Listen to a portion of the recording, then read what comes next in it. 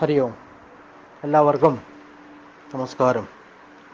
ഭക്തിചിന്തകളും അറിവുകളും എന്ന നമ്മുടെ ഫേസ്ബുക്ക് വാട്സപ്പ് ഗ്രൂപ്പിലൂടെ മരണാനന്തര ജീവിത രഹസ്യം എന്ന വിഷയത്തെ അടിസ്ഥാനമാക്കിക്കൊണ്ടുള്ള ജ്ഞാനയജ്ഞ പ്രഭാഷണ പരമ്പരയിലേക്ക് എല്ലാ അംഗങ്ങൾക്കും സ്വാഗതം.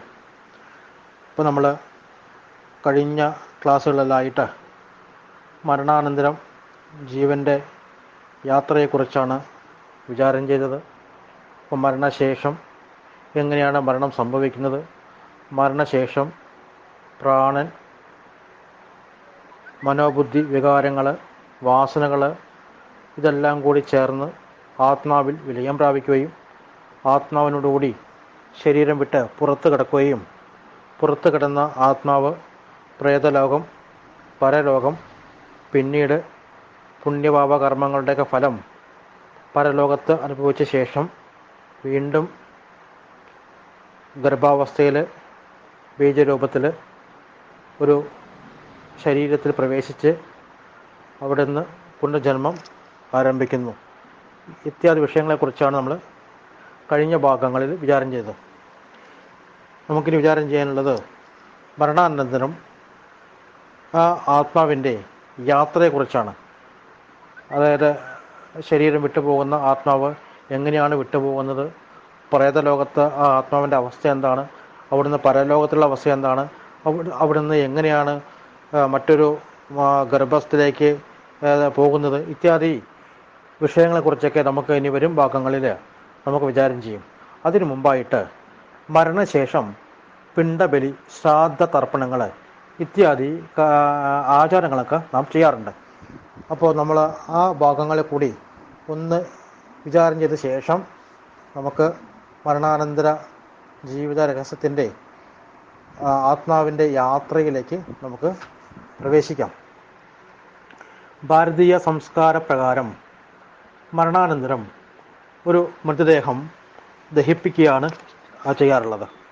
ഇതര മതങ്ങളിൽ കുഴിച്ചുമൂടുകയാണെങ്കിൽ ഹൈന്ദവ സനാതന ധർമ്മ സംസ്കാര പ്രകാരം അല്ലെങ്കിൽ ഭാരതീയ സനാതന ധർമ്മ സംസ്കാര പ്രകാരം ഏത് മൃതദേഹവും മരണാനന്തരം അഗ്നിക്ക് സമർപ്പിക്കുക, അതായത് ദഹിപ്പിക്കുകയാണ് ചെയ്യാറ്. തുടർന്ന് സഞ്ചയനം, ചിതാഭസ്മം ശേഖരിക്കുന്ന ചടങ്ങ്, ശ്രാദ്ധം, പുലകുളി, പിണ്ടബലി, ശുദ്ധീകരണം, തർപ്പണം, ആവാഹനം, ദാനധർമ്മങ്ങൾ തുടങ്ങി ഒട്ടേറെ ചടങ്ങുകൾ ഇതിൻ്റെ അനുബന്ധമായിട്ട് നാം അതാത് നാട്ടാചാരങ്ങൾ പ്രകാരം ആചരിക്കാറുണ്ട്.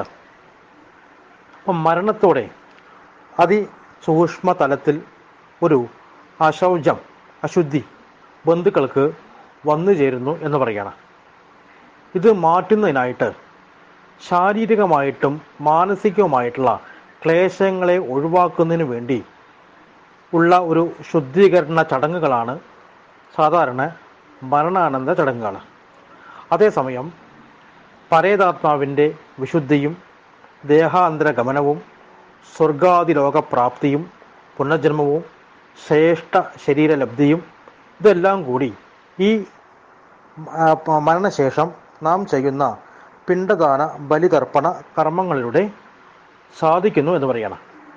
ശ്രാദ്ധമെന്നാൽ ശ്രദ്ധയാ ക്രിയതേ യസ്മാ ശ്രാദ്ധം തേന പ്രകീർത്തിതം എന്ന വായുപുരാണത്തിലും പുലസ്ത്യസ്മൃതിയിലും ശ്രാദ്ധ തത്വതയിലും വളരെ വ്യക്തമായിട്ട് എന്താണ് ശ്രാദ്ധമെന്ന് വളരെ മനസ്സിലാവുന്ന രീതിയിൽ വ്യാഖ്യാനിച്ചിട്ടെന്ന് പറയണം. അപ്പോൾ ശ്രാദ്ധ പിണ്ടാദികൾ യഥോചിതം അനുഷ്ഠിക്കാതിരുന്നു കഴിഞ്ഞാൽ ആ മൃതാത്മാവിന് വിശുദ്ധി ഉണ്ടാകില്ല എന്നാ പറയുക. അപ്പോൾ അവിശുദ്ധനായിട്ടുള്ള ആ ആത്മാവ് പൈശാചിക ഭാവത്തിൽ അലഞ്ഞു നടക്കേണ്ടതായിട്ട് വരും. ഒടുവിൽ നിത്യനരകങ്ങളിൽ പതിക്കുന്നു. അവിടെ കിടന്ന് വളരെ പീഡനങ്ങളും മറ്റും ആ ആത്മാവിന് അനുഭവിക്കേണ്ടതായിട്ട് വരുന്നു എന്ന് പറയണം. അപ്പം മരണാനന്തര ജീവിതം ഇങ്ങനെ ദുസ്സഹമായിരിക്കും. പുനർജന്മത്തിന് കാലമാകുമ്പോൾ അത് ആ ആത്മാവ് നായ, പന്നി, കഴുത തുടങ്ങിയ നീച ഗർഭങ്ങളിൽ പിറക്കേണ്ടതായിട്ട് വരും. അതുകൊണ്ട് പിതൃക്കളുടെ നന്മയ്ക്ക് വേണ്ടിയിട്ട് ശ്രാദ്ധകർമ്മങ്ങൾ പിണ്ടദാതാക്കൾ യഥാകാലം യഥോചിതം അനുഷ്ഠിക്കണമെന്ന് വേദങ്ങളും സ്മൃതികളും ഭഗവത്ഗീതയും പുരാണങ്ങളും ഇതിഹാസങ്ങളും നമുക്ക് നിർദ്ദേശിക്കുന്നു. സാധാരണ പുത്രനാണ് പിണ്ടാദി കർമ്മങ്ങൾ ചെയ്തത്. പിതാവിനെ നരകത്തിൽ നിന്ന് രക്ഷിക്കുന്ന പുരുഷ സന്തതി ആയതുകൊണ്ടാണ് പുത്രൻ എന്ന് പറയപ്പെടുന്നത്. അതുകൊണ്ട് പുത്രൻ്റെ കടമ തൻ്റെ പൂർവികരെ പാപങ്ങളിൽ നിന്ന് മുക്തരാക്കി നരകത്തിൽ നിന്ന് രക്ഷിക്കുക എന്നുള്ളതാണ്. പിതൃക്കളുടെ ക്ഷേമത്തിന് വേണ്ടിയിട്ട് യഥാകാലം ശ്രാദ്ധം, തർപ്പണം, പിണ്ടബലി, പൂജകൾ ചെയ്യാത്തവൻ പുത്രൻ എന്ന വിശേഷണത്തിന് യോഗ്യനല്ല എന്നാണ് നമ്മുടെ ശാസ്ത്രം നമ്മെ പഠിപ്പിക്കുന്നത്. അവൻ്റെ വംശത്തിൽ പലവിധ ദോഷങ്ങളും പിന്നീട് ഉണ്ടാകുന്നു. അപ്പോൾ ശാസ്ത്രവിധി അനുസരിച്ച് ഭക്തിയോടും വിശ്വാസത്തോടും കൂടി പിതൃക്കൾക്ക് ശ്രാദ്ധവും മറ്റ് മരണാനന്തര ക്രിയകളും ചെയ്യുന്ന സമയത്ത് ആ കുടുംബത്തിന് യാതൊരുവിധ ദുഃഖങ്ങളും ഉണ്ടാകില്ല എന്ന് പറയണം. അപ്പോൾ അവരുടെ പിതൃക്കൾ കരഞ്ഞുകൊണ്ട് അലഞ്ഞു തിരിഞ്ഞ് നടക്കേണ്ടി വരുന്നില്ല. ശ്രാദ്ധ ചന്ദ്രികയിൽ ഇതിനെക്കുറിച്ച് വളരെ വ്യക്തമായിട്ട് പ്രതിപാദിക്കുന്നുണ്ട്. അപ്പോൾ മരിച്ചവർക്ക് വേണ്ടി നടത്തുന്ന പൂജകൾ, പ്രാർത്ഥനകൾ, ബലികർമ്മങ്ങൾ ഇത് ഭാരതത്തിൽ മാത്രമല്ല ലോകത്ത് എമ്പാടും ഉണ്ട് എന്ന് പറയുകയാണ്. എല്ലാ മതത്തിലും ദേശക്കാരിലും ഈ ഒരു ആചാരം ഉണ്ട്. അപ്പോൾ ജീവിച്ചിരിക്കുമ്പോൾ ഈ വിധ കാര്യങ്ങളിൽ വലിയ താല്പര്യം പ്രകടിപ്പിക്കാത്ത മനുഷ്യന്മാരുണ്ട്. എന്നാൽ ഇവർ മരിച്ചു കഴിയുമ്പോൾ ഇവരുടെ ബന്ധുക്കൾ മതാചാര പ്രകാരമുള്ള എല്ലാ മരണാനന്തര കർമ്മങ്ങളും അനുഷ്ഠിക്കുന്നതായിട്ടും നമുക്ക് കാണാൻ സാധിക്കും. അപ്പോൾ മരിച്ചവരുടെ ആത്മാവിന് നിത്യശാന്തി നേരാത്ത ഒരു രാജ്യവും ഈ ഭൂമിയിൽ ഇല്ല എന്ന് പറയുകയാണ്. ഇപ്പോൾ ജീവിച്ചിരുന്നപ്പോൾ നീചകർമ്മങ്ങൾ ചെയ്തതിൻ്റെ ഫലമായിട്ട് മരണശേഷം ശാന്തി കിട്ടാതെ അലഞ്ഞു നടക്കുന്ന ജീവാത്മാക്കളുടെ കഥ എല്ലാ പുരാണങ്ങളിലും നാം വായിക്കാറുണ്ട്. മഹാഭാഗവതത്തിൽ ദുന്തുകാരുടെ കഥ നമുക്കെല്ലാം അറിയുന്നതാണ്. ഇത് ദുന്തുകാരുടെ കഥയും ഇത്തരത്തിൽ ഉള്ള കഥയാണ്. അപ്പോൾ ദുരാത്മാവായിട്ടുള്ള ദുന്തുകാരി തൻ്റെ സഹോദരനായിട്ടുള്ള ഗോകർണനോട് തൻ്റെ മുക്തിക്ക് വേണ്ട കർമ്മങ്ങൾ ചെയ്യാനായിട്ട് യാചിക്കുന്നുണ്ട്. അപ്പം അതിന് പ്രകാരം ഗോകർണൻ സഹോദരൻ്റെ മരണാനന്തര സദ്ഗതിക്ക് വേണ്ടിയിട്ട് ആദ്യം ശ്രാദ്ധവും പിണ്ടബലികളും പിന്നീട് സപ്താഹവും നടത്തുന്ന കഥ നമുക്ക് ഭാഗവതത്തിൽ വായിക്കാൻ സാധിക്കും. ഇനി രാമായണം എടുത്ത് നോക്കിക്കോളൂ. രാമായണത്തിലുണ്ട്. അയോധ്യയിലെ രാജാവായിട്ടുള്ള ദശരഥൻ മരിക്കുമ്പോൾ പുത്രന്മാരും ആരും അരികിലുണ്ടായിരുന്നില്ല എന്നാ.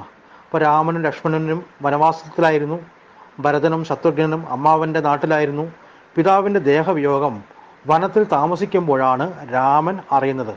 അപ്പോൾ താൻ നിത്യം ഭക്ഷിക്കുന്നതും ലഭ്യവുമായിട്ടുള്ള വസ്തുക്കളെ കൊണ്ടാണ് പിതാവിന് വേണ്ടിയിട്ട് ശ്രാദ്ധവും മറ്റ് ബലിക്രിയകളും രാമൻ ചെയ്യുന്നത്.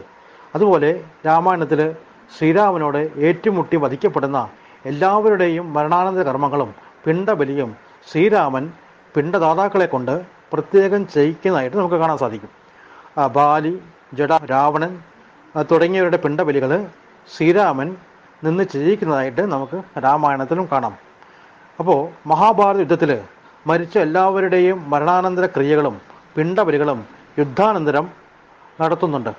വളരെ കഷ്ടപ്പെട്ടാണ് കർണനെ പാണ്ഡവൻ വധിക്കുന്നതെങ്കിലും കർണൻ ജ്യേഷ്ഠ സഹോദരനാണെന്ന് അറിഞ്ഞപ്പോൾ എൻ്റെ ഉന്നതിക്ക് വേണ്ടിയിട്ട് പിണ്ടബലിക്രിയകൾ പാണ്ഡവർ ചെയ്യുന്നുണ്ട്. ഈ കഥകളൊക്കെ നമ്മൾ ഭാരതത്തിലും മഹാഭാരതത്തിലും വായിച്ചിട്ടുള്ളതാണ്. അപ്പോൾ ഇങ്ങനെ ഒട്ടേറെ സന്ദർഭങ്ങളിലൂടെ ശ്രാദ്ധബലിക്രിയകളുടെ പ്രാധാന്യം, അതുവഴി മരണാനന്തര ജീവിതത്തിൻ്റെ അംഗീകാരവും വളരെ വ്യക്തമാക്കി തരുന്നു.